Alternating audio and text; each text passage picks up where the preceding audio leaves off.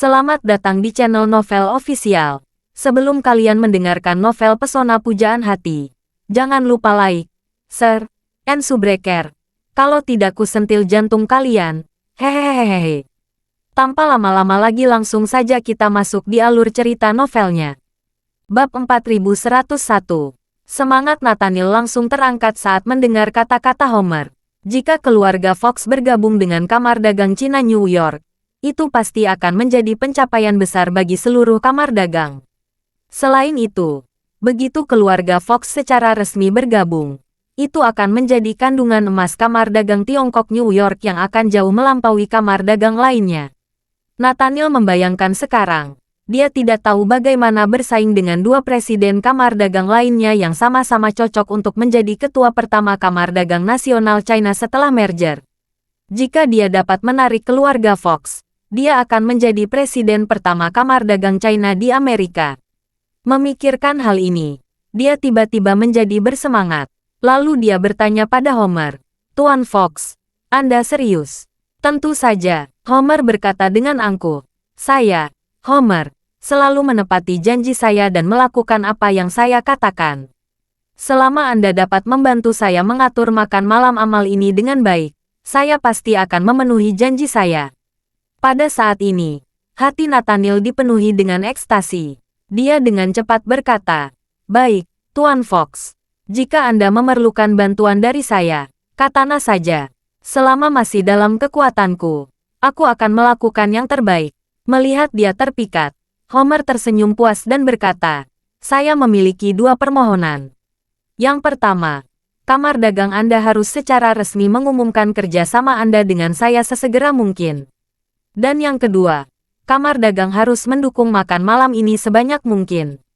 Nathaniel berkata tanpa ragu, "Tidak masalah. Kami dapat secara resmi mengumumkan kerjasama kami dengan Tuan Fox hari ini. Mengenai makan malam yang Anda sebutkan, jangan khawatir. Saya menjamin kehormatan pribadi saya bahwa setidaknya 80% anggota kamar dagang Cina New York akan muncul." Saat ini, Nathaniel sudah bahagia di hatinya. Dua permohonan Homer terlalu sederhana baginya. Mengumumkannya ke dunia luar dengan sangat mudah, dan lebih mudah mendapatkan lebih banyak orang yang mendukungnya. Dia mengatakan itu 80% dari anggota kehadiran sudah merupakan perkiraan konservatif.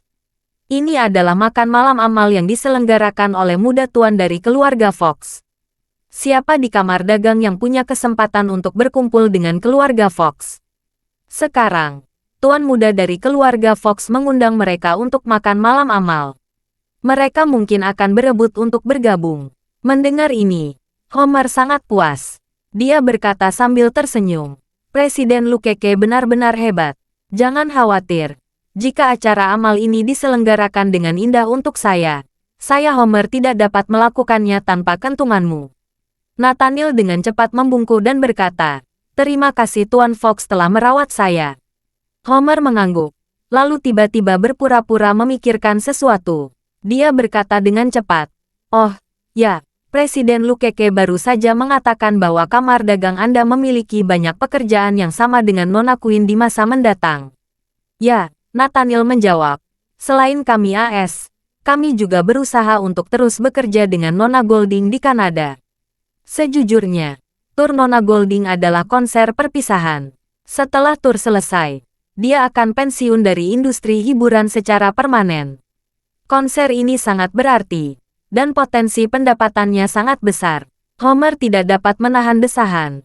"Oh, jika Anda dapat mengundang bintang berpengaruh seperti Nona Golding untuk makan malam amal saya, itu pasti akan membuat proyek amal ini menjadi lebih tinggi." Berbicara tentang ini, Homer memandang Nathaniel dan bertanya, "Presiden Luke, saya ingin tahu apakah Anda dapat membantu menghubungi Nona Golding. Saya tidak punya permintaan lain. Jika dia bersedia menghabiskan waktu 2 jam di malam tanggal 11, itu sangat bagus." Nathaniel berkata dengan agak malu, "Tuan Fox, saya tidak dapat menjamin ini. Karena saya sebenarnya tidak memiliki hubungan baik dengan Nona Golding. Kami mengandalkan wakil presiden eksekutif untuk membersihkan wajahnya. Dia yang memiliki beberapa persahabatan." Homer mengangguk dan berkata, "Kalau begitu, Akan merepotkan Presiden Luke untuk berkomunikasi dengan wakil presiden eksekutif dan meminta membantu Anda menjalin hubungan. Anda tadi mengatakan konser Nona Golding di New York tanggal 15. Jadi bagaimana dengan tanggal 11? Selain itu, saya tidak ingin terlibat dalam kerja sama bisnis apapun dengan Nona Golding. Ini terutama untuk Amal dan untuk anak yatim piatu. Saya yakin Nona Golding pasti akan tertarik dengan proyek Amal semacam ini. Presiden Luke hanya perlu membantu saya mengirimkan kabarnya. Homer menambahkan, "Oh, omong-omong, tolong katakan satu hal lagi ketika Anda mengirim pesan ke Nona Golding. Jika dia bersedia memberikan wajahnya, saya akan menghabiskan tambahan 20 juta dolar AS untuk Amal. Kumpulan dana tersebut akan membantu lebih banyak anak yatim piatu Tiongkok yang kehilangan kerabat mereka di Amerika. Saya yakin dia tidak akan menolak." Nathaniel terdiam, dan merasa bahwa dia bisa menyetujui masalah ini. Lagi pula, dia hanya menyampaikan pesan, tidak ada kerugiannya. Jika Queen setuju, Homer akan melakukan budi padanya. Jika Queen tidak setuju, dia juga tidak akan menyinggung Homer. Jadi dia berjanji kepadanya bahwa itu akan bermanfaat bagi saya. Selain itu, dia juga memiliki niat kecilnya sendiri. Bab 4102. Homer ini berusia 26 tahun ini, yang merupakan usia pernikahan. Dan Queen juga berusia 20-an tahun ini. Homer bisa menjadi pasangan yang sempurna. Ini cerita yang bagus. Dia bisa menjadi mak comblang bagi keduanya. Dalam konsep tradisional Tionghoa, merupakan pencapaian besar untuk dapat mencapai sebuah pernikahan. Jadi, dia berkata tanpa ragu, "Jangan khawatir, Tuan Fox. Saya akan membantu Anda menyelesaikan masalah ini." Melihat Nathaniel setuju, Homer tahu bahwa umpannya telah berhasil dilemparkan. Dia sangat gembira dan berkata sambil tersenyum, "Terima kasih banyak, Presiden Luke." Iscliffe dalam 1 jam, meskipun sudah lewat pukul 11 malam, Queen masih berada di ruang latihan. Dia berlatih menari baru untuk konser ini bersama tim menarinya. Menjelang konser, setiap orang harus berlatih berulang kali untuk meningkatkan memori otot mereka, serta memastikan tidak akan ada kesalahan selama pertunjukan. Kadang-kadang, sepanjang waktu bahkan harus bertarung selama beberapa malam berturut-turut. Saat ini, manajernya Dorothy membuka pintu dan masuk. Setelah Dorothy masuk, dia tersenyum dan melambai ke Queen, lalu duduk di bangku di sebelahnya. Dia menyaksikan Queen berlatih tanpa mengucapkan kata pun. Baru di akhir lagu Queen berkata, "Musik berhenti sebentar. Semua istirahat dulu selama 10 menit. Gadis-gadis penari pendukung akhirnya menghela nafas lega. Salah satu dari mereka memandang Queen yang tidak mengubah ekspresi, dan berseru, "Saudari Queen, kebugaran fisikmu terlalu tidak normal. Kami semua hampir kehabisan tenaga. Kamu tidak berkeringat." Baru pada saat itulah Queen menyadari bahwa dia berkonsentrasi pada latihan, sampai mengabaikan kebugaran fisik orang lain. Dia sama sekali tidak dapat mengikuti fakta tujuannya sendiri. Sejak dia meminum pil peremajaan yang diberikan oleh Charlie, kebugaran fisiknya meningkat pesat. Belum lagi dibandingkan dengan anak perempuan pada usia yang sama. Bahkan dibandingkan dengan pria dilatih pada usia yang sama, dirinya lebih bugar. Dengan kekuatan fisik yang prima, begitu dia tenggelam dalam latihan dan mengabaikan waktu berlalu, penari lain akan menderita. Melihat semua orang berkeringat deras dan terengah-engah, Queen berkata dengan sangat menyesal, "Maafkan aku, gadis-gadis. Saya tidak berharap berlatih begitu lama sekaligus. Kalian semua harus istirahat setengah jam. Saya mengundang kalian semua minum dan makanan penutup. Beritahu Leana apa yang kalian inginkan. Dia akan membantu memesannya." Penari pendukungnya menyamar dan berbondong-bondong ke seorang gadis berusia awal 20-an di sebelahnya. Gadis bernama Leana ini adalah asisten Queen di lokasi. Setelah menenangkan semua orang, Queen mendatangi Dorothy dan bertanya sambil tersenyum, "Dorothy, apa yang kamu butuhkan dariku?" Dorothy mengangguk dan berkata, "Wakil Presiden Luke di New York menelepon.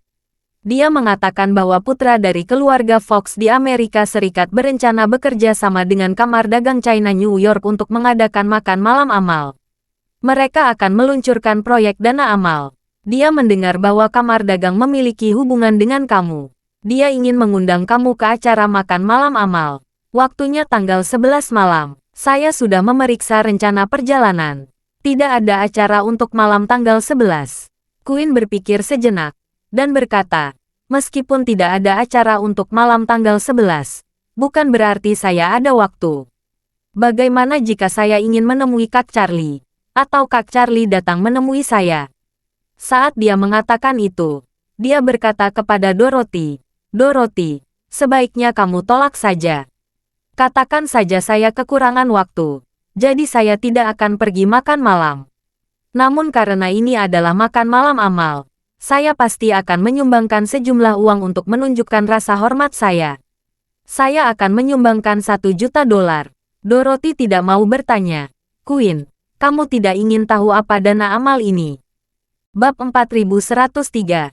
Mendengar pertanyaan Dorothy, Queen bertanya dengan rasa ingin tahu. Apa? Apakah ada yang istimewa dari dana amal ini? Tentu saja ada, Dorothy berkata sambil tersenyum. Dana ini didedikasikan untuk membantu anak yatim piatu Tionghoa di Amerika. Menyelesaikan kebutuhan sehari-hari mereka, dan memberi mereka pendidikan sampai memasuki masyarakat dan memiliki penghasilan yang stabil. Ketika Queen mendengar ini, ekspresinya agak berubah.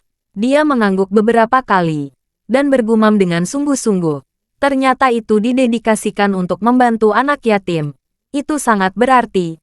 Bantu aku lihat apakah waktunya nyaman malam itu. Jika nyaman, saya akan hadir. Dorothy melengkungkan bibirnya dan menggodanya dengan sengaja. Lihat dirimu. Hanya karena kakak Charlie seorang yatim piatu. Jadi perbuatan amal untuk membantu anak yatim sangat ditinggikan di matamu.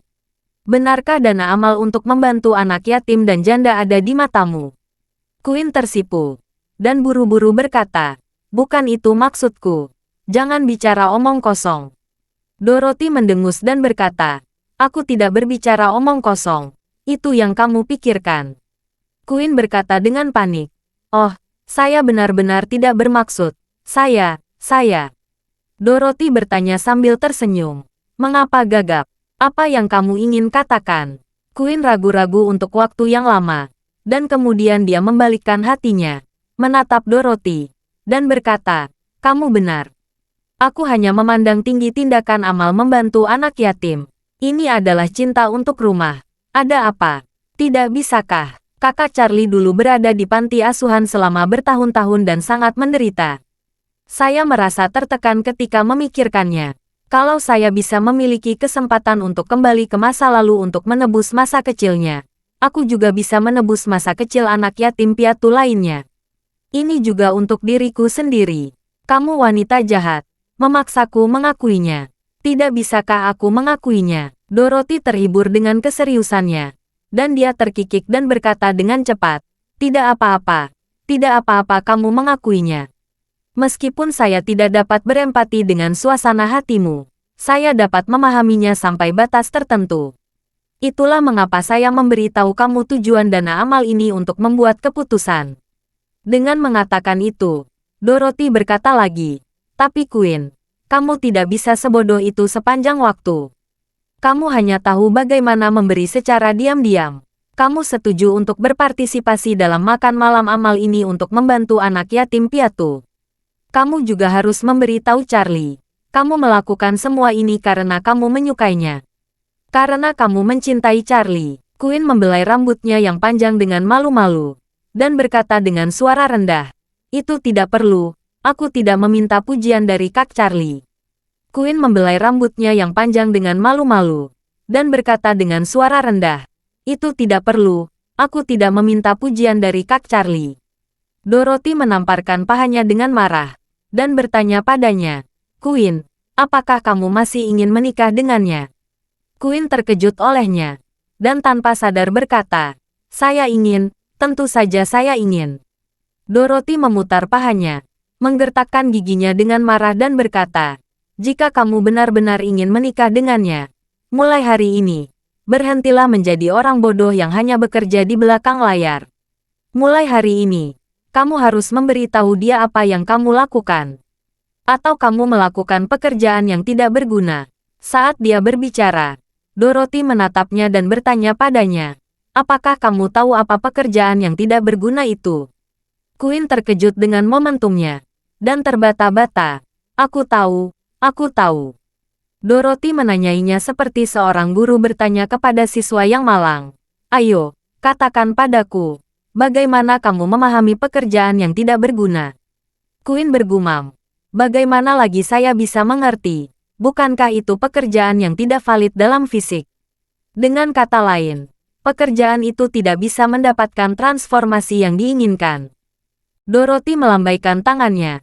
Saya seorang jurusan seni liberal. Jangan main-main dengan saya tentang melakukan pekerjaan fisik. Saya akan menjelaskan kepada kamu apa pekerjaan yang tidak berguna. Bab 4104. Saat dia mengatakan itu, Dorothy duduk tegak dan berkata kepada Queen dengan sangat serius. Yang saya maksud dengan pekerjaan yang tidak berguna. Kalau kamu berdiri sendiri di puncak Gunung Everest dan memanggilnya di bawah gunung. Kamu akan dianggap bodoh jika berteriak sampai berumur 70 atau 80 tahun. Dia masih tidak bisa mendengar apa yang kamu teriakkan. Ayo kita lihat situasimu. Charlie belum memutuskan untuk menikah denganmu sekarang. Dan kamu sudah melakukan pekerjaan yang tidak berguna di sini. Setelah 3 tahun itu, pikirannya pasti sama persis seperti sekarang. Dia masih belum memutuskan untuk menikah denganmu. Kamu, apa yang akan kamu lakukan? Tunggu selama 3 tahun lagi dan lakukan pekerjaan sia-sia selama 3 tahun lagi. Ketika Queen mendengar ini, wajahnya langsung menjadi pucat seperti kertas. Dia memahami arti kata-kata Dorothy. Selain itu, dia langsung menyadari bahwa apa yang dikatakan Dorothy itu benar. Memikirkan hal ini, dia dengan rendah hati bertanya kepada Dorothy, Dorothy, ajari aku bagaimana mengubah status quo melakukan pekerjaan yang tidak berguna ini. Dorothy segera berkata, lihatlah para pelacur teh hijau di internet. Mengapa mereka disebut teh hijau?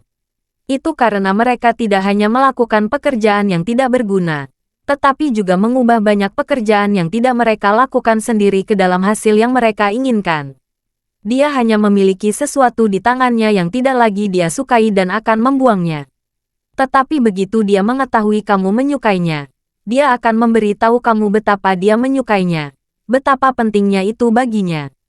Dan jika itu diberikan kepadamu, dia akan enggan memberikannya kepadamu. Setelah itu, Dorothy berkata lagi, tentu saja, saya tidak menyarankan kamu menjadi wanita seperti ini. Tapi setidaknya kamu harus memberitahu Charlie berapa yang sebenarnya kamu bayar untuknya. Ambil makan malam amal ini sebagai contoh. Setelah kamu mendengar saya menjelaskan dana amal ini untuk membantu anak yatim, kamu langsung memutuskan untuk pergi. Ini sangat bodoh. Izinkan saya memberitahu kamu. Apakah kamu pergi atau tidak? Itu hanya sebuah premis. Kamu tahu apa itu? Queen menggelengkan kepalanya dengan tatapan kosong. Dorothy menghela napas dan berkata dengan marah, kamu bodoh. Satu-satunya prasyarat adalah jika Charlie pergi, kamu akan pergi. Jika Charlie tidak pergi, kamu tidak akan pergi. Kamu melakukan ini sebagian untuk amal, sebagian untuk Charlie. Kalau hanya untuk amal, seperti yang kamu katakan sebelumnya, mendonasikan $1 juta sudah sangat mudah dan murah hati. Mengapa repot-repot pergi ke sana sendiri? Kecuali Charlie mau pergi denganmu. Ah, Queen bertanya dengan heran. Meminta Kak Charlie pergi bersamaku. Itu benar, Dorothy berkata dengan tegas. Makan malam amal ada di New York. Bukankah dia ada di Providence? Itu sangat dekat denganmu. Hanya butuh 3 jam untuk berkendara. Mengapa dia tidak bisa menemanimu ke acara makan malam amal ini? Dengan cara ini, kamu akan memuaskan kecintaanmu pada rumah, tetapi juga membuat Charlie mengetahui isi hatimu, dan menciptakan kesempatan kalian berdua untuk berhubungan. Membunuh 3 burung dengan 1 batu. Bukankah ini pekerjaan yang efisien? Ini sangat efisien. Berbicara tentang ini, Dorothy menepuk dadanya dan menghela napas. Dorothy, kamu benar-benar jenius. Mata Queen berbinar ketika dia mendengar itu. Dia berkata dengan penuh semangat. Oh, Dorothy, kamu benar sekali. Jangan katakan apa-apa lagi. Setidaknya aku bisa meminta Kak Charlie pergi ke New York untuk bertemu denganku. Itu sempurna. Bab 4105. Queen. yang terinspirasi oleh Dorothy, kembali ke lounge pribadinya menggenggam ponselnya. Begitu dia memasuki ruang tunggu, dia segera mengirim panggilan suara ke Charlie. Saat ini, Charlie sedang berbaring di sofa beanbak di hotel, merasa bosan. Claire pergi ke kelas, jadi dia sendirian di hotel tanpa melakukan apapun.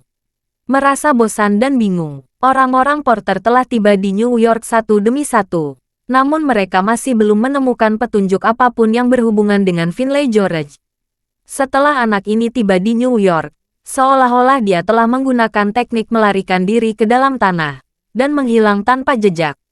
Bahkan tanpa jejak bau yang tersisa. Melihat Quinn mengirim pesan suara ke dirinya, Charlie segera menekan tombol connect. Suara manis Quinn segera terdengar dari telepon. "Kakak Charlie, apakah kamu sibuk?" "Tidak," Charlie meregangkan pinggangnya, dan berkata sambil tersenyum. "Aku sedang malas. Ada apa? Apakah ada yang salah?" Quinn berkata dengan nada genit. "Kakak Charlie seperti ini. Aku akan segera pergi ke Amerika Serikat. Kamar dagang Tiongkok di New York kebetulan mengadakan makan malam amal dan ingin mengundangku." Makan malam amal. Charlie tidak berpikir terlalu banyak. Dia berkata sambil tersenyum. "Kalau kamu punya waktu, pergilah. Tapi kalau tidak punya waktu atau terlalu lelah, kamu dapat menolaknya." Quinn buru-buru berkata, "Sebenarnya, saya sangat ingin pergi. Tema makan malam amal ini sangat bermakna. Diadakan untuk anak yatim piatu Tionghoa di Amerika." "Oh begitu," Charlie berkata sambil tersenyum. "Kedengarannya cukup berarti. Tapi kamu harus menggabungkan situasimu yang sebenarnya dan tidak menambah terlalu banyak beban untuk dirimu sendiri."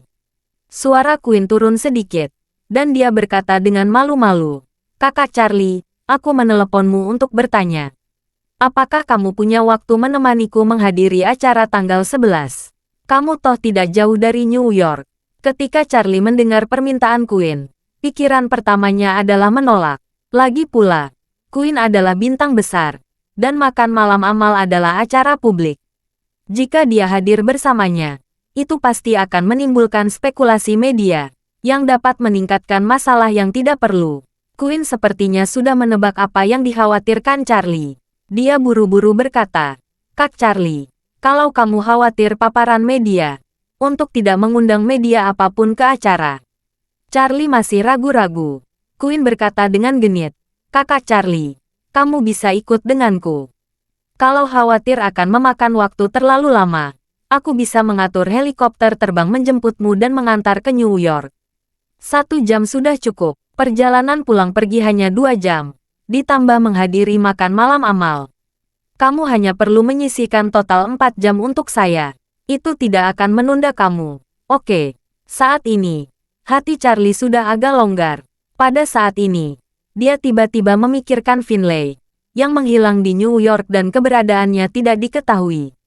Dia merasa sedikit khawatir tentang keselamatan Quinn.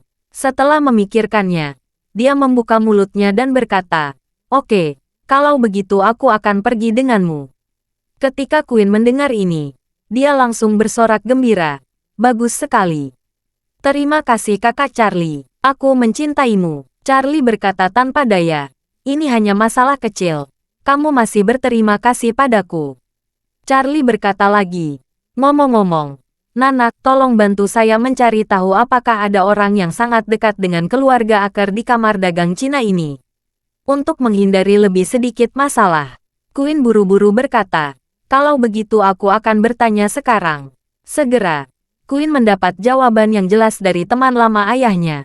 Mengingat pengaruh keluarga Aker di seluruh Amerika, jika seseorang dalam asosiasi benar-benar memiliki hubungan dekat dengan keluarga Aker, maka semua orang akan mengakuinya seperti kerumunan bintang.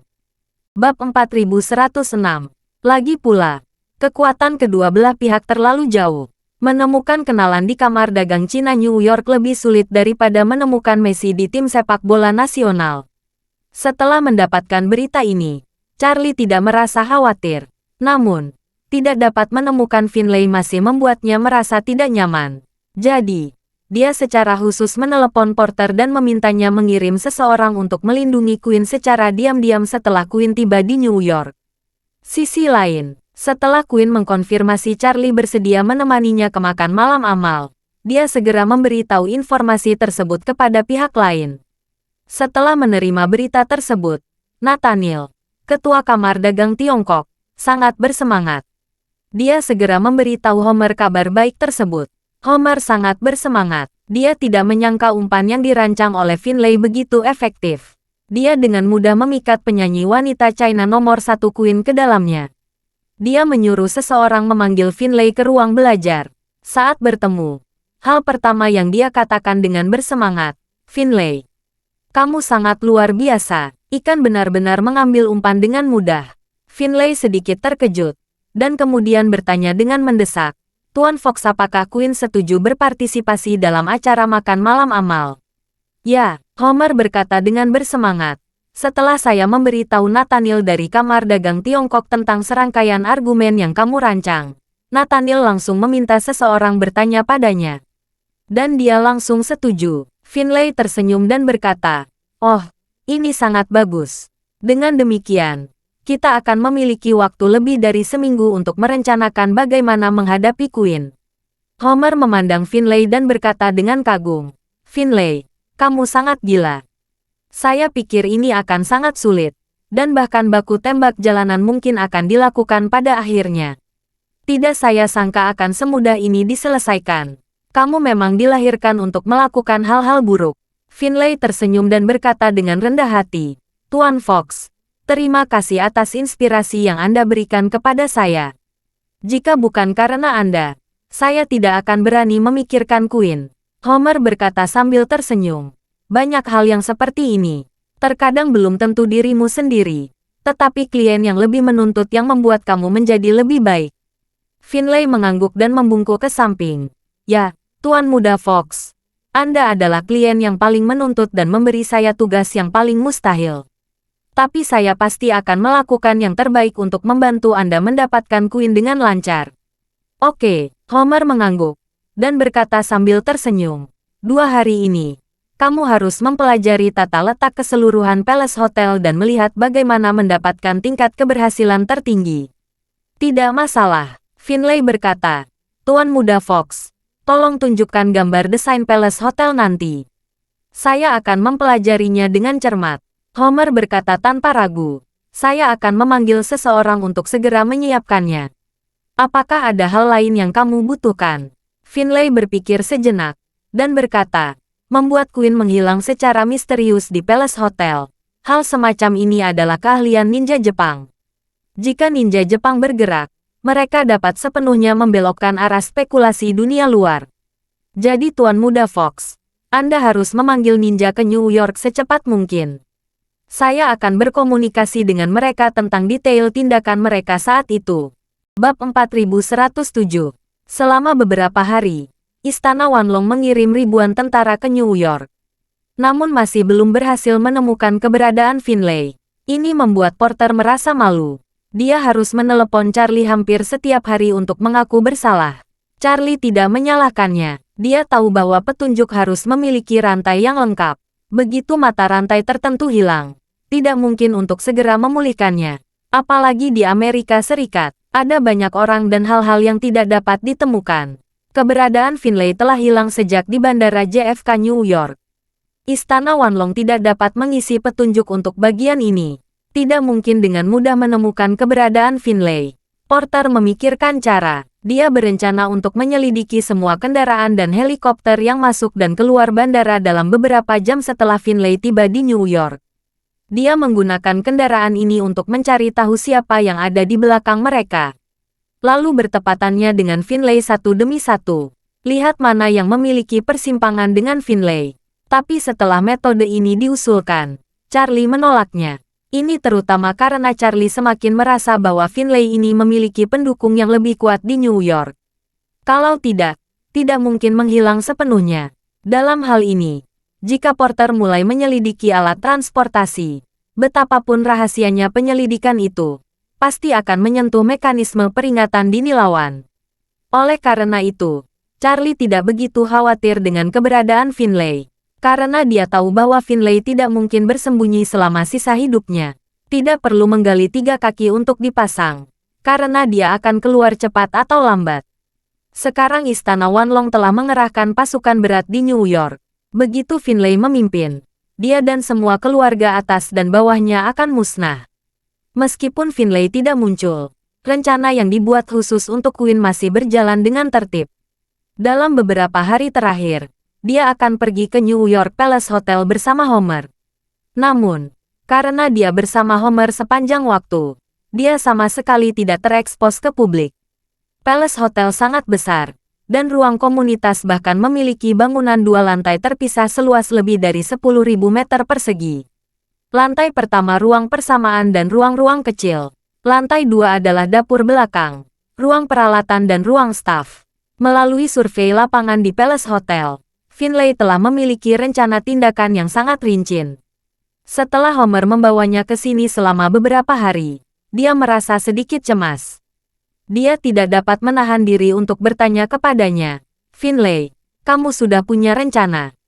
Finlay tersenyum sedikit, dan berkata kepada Homer, "Tuan Fox, rencananya sudah ada."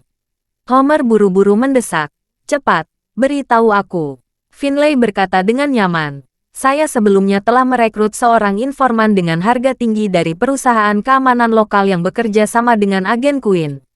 Saya belajar darinya mengenai mode dasar perlindungan tokoh masyarakat. Mereka memiliki kumpulan manual eksekusi mereka sendiri.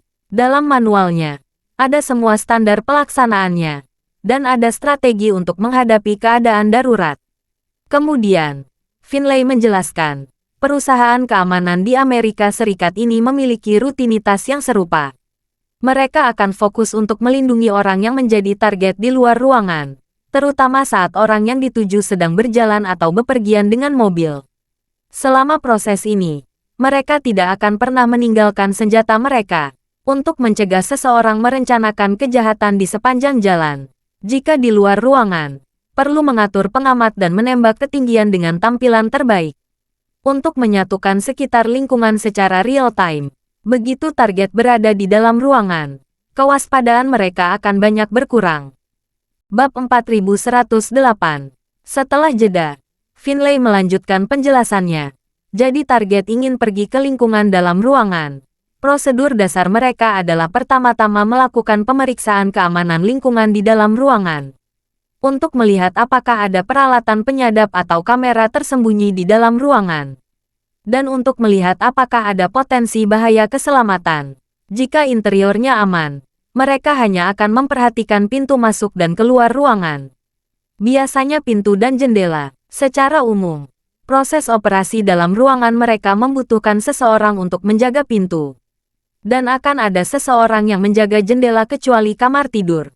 Jika itu adalah ruangan dekat jendela di lantai 1, mereka juga akan mengatur orang di luar jendela.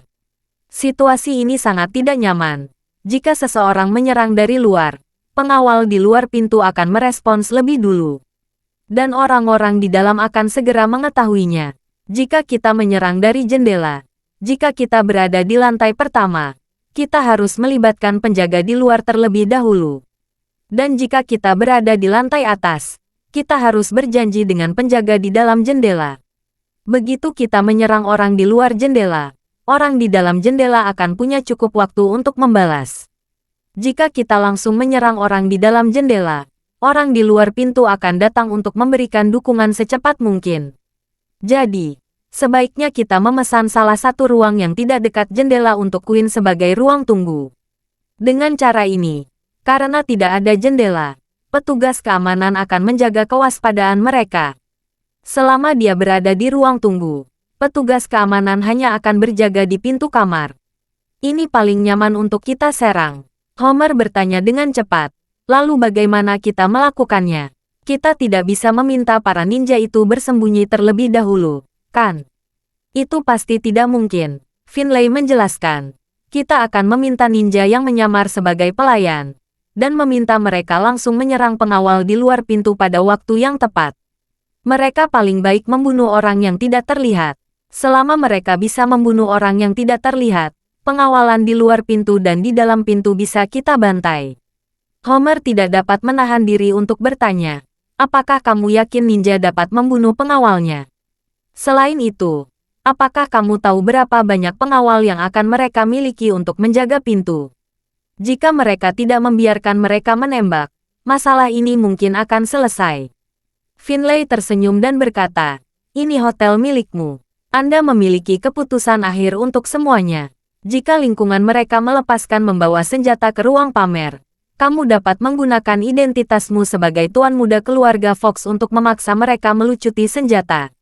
Ini juga normal. Lagi pula, Anda adalah orang yang sangat kaya. Tidak mungkin pengawal ini muncul di sisi Anda dengan membawa senjata. Ditambah lagi Palace Hotel dijaga oleh orang-orang Anda. Tidak ada kemungkinan apapun. Mereka pasti tidak akan memaksanya. Anda juga bisa mengendalikan jumlah mereka. Misalnya, memberi tahu mereka bahwa tempat ini sangat aman. Namun untuk menghormati Queen dan mereka hanya diperbolehkan masuk tidak lebih dari 4 orang. Itu masuk akal. Homer mengangguk setuju. Dan bertanya lagi, setelah menangkap Queen, bagaimana cara memindahkannya? Sederhana saja, Finlay berkata. Kemas dia ke tempat sampah, dan atur truk sampah untuk dibawa pergi. Selama tidak ada gerakan di ruang perjamuan, yang tinggal di luar tidak akan curiga saat melihat truk pergi. Finlay melanjutkan, ketika semua orang menunggu Queen, atau ketika pengawal lain tidak dapat menghubungi pengawal yang menjaga pintu Queen, mereka akan mengetahui bahwa Queen telah menghilang. Pada saat itu, kami akan bekerja sama menunjukkan semua bukti. Mereka dapat melihat seluruh proses geng ninja melakukan kejahatan. Dikombinasikan dengan informasi masuk mereka, kejadian ini akan disalahkan pada pihak ninja Jepang. Homer mengerutkan kening, dan berkata, rencananya bagus. Apa yang harus kita lakukan selanjutnya? Jika polisi ingin menyelidiki bagaimana orang Jepang ini masuk ke Palace Hotel sebagai pelayan, bagaimana kita bisa menjelaskannya? Finlay tersenyum dan berkata, jadi masalah ini harus dipalsukan. Seperti yang dikatakan Finlay, dia tersenyum misterius dan berkata, Tuan Fox, saya telah sampai di sini dalam beberapa hari terakhir. Saya memiliki pemahaman tentang situasi pribadi di sini. Orang yang bertanggung jawab atas ruang penyiaran ini sepertinya bernama Fisher Charles, kan? Ya, ada apa? Homer tidak tahu banyak tentang orang-orang yang bekerja di bawah keluarga. Namun dia agak akrab dengan Fisher Charles, karena dia sering menjamu teman-temannya di Palace Hotel. Dan Fisher adalah penanggung jawab ruang perjamuan. Tentu saja sering melayaninya. Dia cukup terkesan dengan Fisher. Finlay berkata sambil tersenyum. Saya mendengar pendapatan Fisher relatif tinggi. Dia menghasilkan sekitar 600.000 hingga 700.000 dolar AS setahun. Dia adalah pria kelas menengah yang baik. Dan dia sangat berorientasi pada keluarga. Dan keluarganya sangat bahagia. Dia memiliki 2 anak perempuan dan 2 anak laki-laki. Istrinya penuh waktu di rumah. Bukan? Homer mengangkat bahu. Mungkin. Saya tidak memahami masalahnya dengan baik. Ada apa? Finlay tersenyum dan berkata, saya berencana meminta para ninja itu menculik istri dan anak-anaknya terlebih dahulu. Lalu menggunakan ini sebagai ancaman untuk memaksanya mengatur para ninja ini bekerja di ruang komunitas. Jika polisi menyelidiki ninja itu, tentu saja setelah menyelidiki Fisher terlebih dahulu.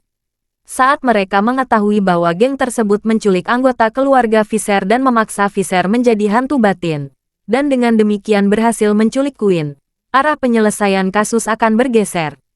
Polisi akan menghindari membuka lantaimu. Mata Homer berbinar. Dan dia berseru, menarik. Dengan cara ini, semuanya akan disalahkan pada hantu Palace Hotel. Dan Fisher benar-benar tidak tahu apa-apa. Polisi dapat dengan mudah menyelidiki ninja yang dibawa ke hotel. Mereka akan meminta untuk diinterogasi. Dan Fisher pasti akan memberitahu polisi apa yang dia ketahui. Karena dia mengatakan yang sebenarnya. Dan polisi tidak akan pernah menjelajahinya. Jadi tentu saja tidak ada yang salah dengan dirinya. Bab 4109. Rencana lengkap Finlay membuat hati Homer gelisah. Sepertinya semuanya telah direncanakan dengan baik. Dengan cara ini, setelah kecelakaan itu, Palace Hotel tidak perlu terlalu banyak disalahkan. Lagi pula, insiden ini disebabkan oleh orang dalam. Seperti kata pepatah, pencuri rumah sulit dicegah. Dan semua orang akan menyalahkan Fisher untuk akar penyebabnya. Memikirkan hal ini, dia bertanya lagi, bagaimana dengan keluarga Visser? Finlay meringkuk bibirnya dan berkata, tidak ada cara lain. Kita hanya bisa membunuhnya. Ketika waktunya tiba, biarkan ninja mengikatnya dan menyerahkannya kepada orang-orangku untuk merawatnya. Setelah kejadian itu, aku akan mengatur agar ninja segera meninggalkan Amerika Serikat setelah membunuh semua anggota keluarga Visser. Saat polisi menemukan mayat anggota keluarga Visser, mereka pasti akan berpikir bahwa para ninja ini yang membunuh dan membungkam mereka. Polisi akan percaya pada cerita yang saya buat ini dengan lebih tegas. Homer tidak sadar kembali dan berkata, sebuah keluarga beranggotakan 5 orang. Bunuh mereka semua. Bukankah dia punya 4 anak? Finlay menggelengkan kepalanya, membengkokkan jari telunjuk tangan kanannya menjadi bentuk kait, dan berkata, tepatnya, ini adalah keluarga beranggotakan 9 orang. Saya meminta orang-orang saya untuk menyelidikinya. Keluarga Visser memiliki banyak anak, jadi dia mempekerjakan 2 pengasuh anak, dan orang tuanya baru saja menyelesaikan proses imigrasi mereka bulan lalu. Dia membawa mereka ke New York. Total ada 9 orang, bahkan Homer, yang melakukan semua jenis kejahatan, juga sedikit ngeri. Dia berseru, bunuh ke-9 orang itu. Tentu saja Finlay berkata dengan tegas, tidak ada dari mereka yang bisa dibiarkan hidup. Atau kebohongan ini tidak akan berlanjut. Jika mereka semua mati, masyarakat akan gempar. Semua orang akan membenci ninja karena menculik Queen dan membunuh begitu banyak orang tak bersalah. Tidak akan ada yang curiga Anda ada hubungannya dengan masalah ini. Mendengar ini, Homer mengertakkan gigi, mengangguk dan berkata, kalau begitu lakukan apa yang kamu katakan. Lagi pula, dia memikirkan sesuatu, dan bertanya lagi, bagaimana kita mengetahui tentang ninja itu? Biarkan dia memeriksanya. Finlay mencibir. Aku akan melakukan pekerjaan dengan baik di kapal yang membawa mereka pergi. Mereka akan mati di tengah Samudera Atlantik. Homer khawatir, dan berkata lagi, bagaimana jika mereka menemukan klan ninja? Finlay tersenyum dan berkata, Anda tidak perlu khawatir tentang ini. Anda hanya perlu memberi saya informasi kontak keluarga ninja. Saya akan menggunakan identitas lain untuk menghubungi mereka. Saya tidak akan ada hubungannya dengan Anda. Saat dia mengatakan itu, Finlay berkata lagi, selain itu, saya pikir setelah masalah ini selesai, keluarga ninja Jepang pasti tidak akan berani mengakui bahwa anggotanya melakukannya. Saat itu, mereka hanya bisa menahan marah dan menelan masalah ini di perut mereka. Polisi tidak akan mendapatkan hasil penyelidikan untuk sementara waktu. Dan Queen sudah mati. Setelah sekian lama, kasus ini pasti akan selesai. Oke, Homer mengangguk puas, dan berkata sambil tersenyum, saya akan menyerahkan masalah ini padamu. Katakan berapa banyak uang yang kamu butuhkan. Finlay buru-buru berkata, Tuan Muda Fox, bagaimana Anda bisa begitu sopan dengan saya? Saya selalu mengikuti petunjuk Anda. Anda dapat yakin untuk menyerahkan masalah ini kepada saya. Jika saya membutuhkan penyelamatan Anda di masa depan, tolong bantu saya. Saya tidak bisa cukup berterima kasih. Homer juga sedikit tersentuh. Jadi dia mengangguk dengan sungguh-sungguh, dan berkata, Finlay, jangan khawatir. Mulai sekarang, apapun yang terjadi padamu, selama ada kamu, pasti ada aku. Finlay juga menghela napas lega saat mendengar janji ini. Dengan dukungan Homer, begitu orang misterius yang membunuh adiknya datang kepadanya, dia tidak perlu khawatir. Dengan kekuatan keluarga Fox, dia pasti bisa melindungi dirinya sendiri. Jepang, Kota Iga, keluarga Iga, salah satu dari 4 keluarga ninja besar, bermarkas di sini. Sekali waktu, Ninja Iga adalah yang paling kuat dari 4 keluarga ninja besar di Jepang. Sangat disayangkan bahwa tahun lalu, untuk menyingkirkan keluarga ninja lain dalam hal kekuatan, mereka memilih bekerja sama dengan Matsumoto Yoshito dalam upaya memprovokasi konflik antara keluarga Ito, keluarga Takahashi, dan keluarga Schultz. Namun dalam kerjasama tersebut, keluarga Iga kehilangan banyak elit inti, dan Yoshito Matsumoto juga dihabisi oleh keluarga Schultz. Sehingga keluarga Iga seketika menjadi anjing yang berduka. Bab 4110. Kemudian, Yahiko Ito yang tertawa terakhir juga berkali-kali menekan keluarga Iga sehingga menyulitkan keluarga Iga untuk menangkis. Saat kekuatan keluarga Iga anjlok, Yahiko Ito melemparkan ranting zaitun ke keluarga ninja yang genting ini. Hattori Hanzo, pemimpin generasi keluarga Iga ini, hanya bisa patuh tunduk pada keluarga Ito demi masa depan keluarga Iga. Nama Hattori Hanzo sebenarnya lebih seperti gelar. Setiap kepala keluarga Iga akan mengubah nama aslinya menjadi Hattori Hanzo setelah mewarisi keluarga tersebut. Saat ini, Hattori Hanzo baru saja menerima telepon dari orang Amerika. Di telepon, orang Amerika yang aneh itu memberinya undangan yang hampir tidak bisa dia tolak. Orang Amerika itu bersedia membayar 80 juta dolar AS untuk menyewa 8 ninja Iga untuk menjalankan misi di Amerika Serikat. Meski pihak lain tidak merinci apa tugasnya, tawaran 80 juta dolar AS tetap menggugah hati Hattori Hanzo. Sejak keluarga Matsumoto dimusnahkan, kehidupan keluarga Iga menjadi semakin sulit. Meskipun sekarang mereka menyerah kepada keluarga Ito, mereka tidak disambut baik oleh keluarga Ito. Hanya ada sedikit tugas yang diberikan kepada mereka. Akibatnya, kesenjangan pendanaan keluarga Iga semakin besar. Bahkan para ninja dan keluarganya, serta para remaja yang sedang dilatih keluarga Iga memiliki ratusan orang untuk dibiayai. Biaya hariannya sangat besar. Kegagalan menghasilkan uang berarti banyak orang tidak dapat terus menekuni profesi ninja. Dan akhirnya hanya bisa mengalir secara bertahap ke bidang lain, yang pada akhirnya berujung pada layunya bakat di keluarga ini. Oleh karena itu, tugas 80 juta dolar ini langsung membuat Hattori Hanzo sangat bersemangat. Jika uang ini didapat, cukup bagi keluarga Iga untuk hidup hemat selama 3 tahun. Jadi, dia setuju hampir tanpa berpikir. Satu-satunya syarat adalah membayar deposit minimal 50% terlebih dahulu. Pelanggan Amerika juga tidak ambigu. Dalam 1 jam, sejumlah besar 40 juta dolar AS sudah ditransfer ke rekening keluarga Iga. Di saat yang sama, pihak lain juga meminta ninja mereka harus tiba di New York dalam waktu 2 hari. Hattori Hanzo tahu betul bahwa karena pihak lain dapat memberikan begitu banyak uang, itu membuktikan bahwa masalah ini sangat berbahaya atau sangat jahat. Sama seperti bekerja dengan Yoshito Matsumoto saat itu, pendapatan yang tinggi juga disertai dengan risiko yang tinggi. Oleh karena itu, dia bahkan merasa bahwa pihak lain kemungkinan besar sama dengan Yoshito Matsumoto saat itu. Dia yakin ninja keluarganya diminta untuk melakukan beberapa hal yang sangat jahat dan kejam.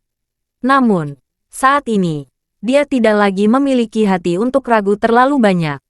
Sebab, seluruh keluarga Iga sangat membutuhkan uang untuk bertahan hidup.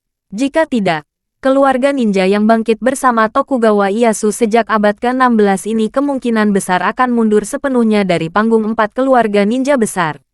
Untuk mempertahankan keluarga ini, Hattori Hanzo tidak punya pilihan.